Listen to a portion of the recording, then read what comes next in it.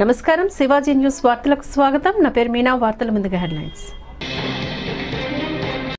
ఈ ప్రజలకు కోట్లాది మంది దాహార్తిని తీర్చే ఈ యొక్క చెరువులను శ్రీమంతులుగా గొప్ప వ్యక్తులుగా ఉన్న వాళ్ళు వాటి పక్కనే ఫామ్ హౌజ్ల పేరు నిర్మించుకొని వాళ్ళ డ్రైనేజ్ కాలువలు తీసుకెళ్ళి గండిపేటలో కలిపినారు. నేను ఇక్కడ వేదిక మీద ఉన్న పెద్దలతో పాటు ఇక్కడ వచ్చిన భక్తులను నేను ఒకటే మాట అడగదలుచుకున్నా. ఇవాళ వాళ్ళ విలాసవంతమైన జీవితం కోసం నిర్మించుకున్న ఫామ్ హౌజ్ల నుంచి వచ్చే డ్రైనేజ్ గండిపేటలో హిమాయత్ సాగర్ తాగునీటిలో కలిపితే ఆ నీళ్లు హైదరాబాదు నగరానికి తాగడానికి సరఫరా చేస్తుంటే వాళ్ళు నిర్మించిన అక్రమ నిర్మాణాలను వదిలేస్తే ఇక నేను ప్రజాప్రతినిధిగా విఫలమైనట్ట కాదా మీరు ఒక్కసారి ఆలోచన చేయండి. అందుకే ఒత్తిడి వచ్చినా మిత్రులకు ఫామ్ హౌజులు ఉన్నా ఏవి వదలకుండా హైడ్రా అనే ఒక సంస్థను ఏర్పాటు చేసి తెలియకుంటేనే ప్రజాప్రతినిధులం కొన్ని మన దినచర్యల్లో భాగంగా కొన్ని తప్పిదాలు చేస్తుంటాం. తప్పులు తెలవకుంటేనే కొన్ని తప్పులు జరిగిపోతుంటాయి.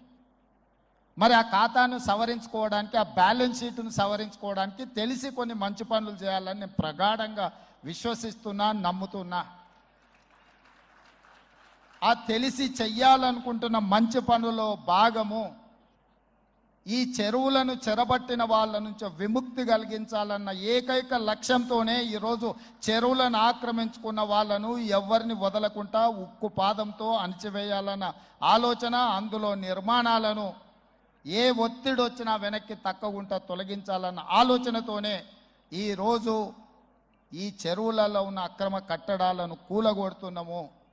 దీనికి స్ఫూర్తి భగవద్గీత అనే కురుక్షేత్ర యుద్ధ సందర్భంలో అర్జునుడు ఆయుధాలను కింద పడేసి రాజ్యం కోసం భీష్మ పితామహుడు, అదేవిధంగా కర్ణుడు, దుర్యోధనుడు, దుశ్శాసనుడు, నా సహోదరులందరూ ఆ పక్కన నించుంటే ఈ రాజ్యం కోసం వాళ్ళందరినీ సంహరించడం, వాళ్ళని సంహరించి రాజ్యాన్ని సాధించుకోవడం ద్వారా ఏమి ఉంటుంది, ఏం మనశ్శాంతి వస్తుంది అని చెప్పి అర్జునుడు యుద్ధతంత్రం నుంచి తప్పుకుంటా అన్నప్పుడు శ్రీకృష్ణ భగవానుడు బోధించిందే భగవద్గీత.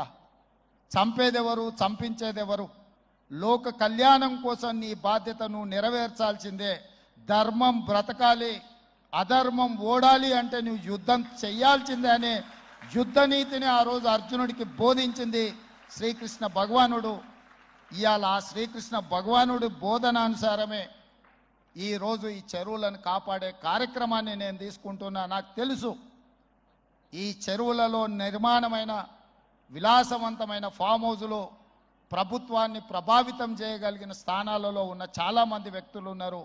ప్రత్యక్షంగా ప్రభుత్వంలో భాగస్వాములు అయి ఉండొచ్చు, లేకపోతే సమాజం మీద బాగా ప్రభావితం చేయగలిగిన వ్యక్తులు ఉండొచ్చు. కానీ వాటన్నిటినీ నేను పట్టించుకోదలుచుకోలే. ఇది భవిష్యత్ తరాలకు, ఇది రాజకీయాలకు సంబంధం లేదు. నేను స్పష్టంగా చెప్పదలుచుకున్నా. రాజకీయాల కోసమో లేకపోతే రాజకీయ నాయకులను కొంతమందిని దృష్టిలో పెట్టుకొని చేపడుతున్న కార్యక్రమం కాదు ఇది.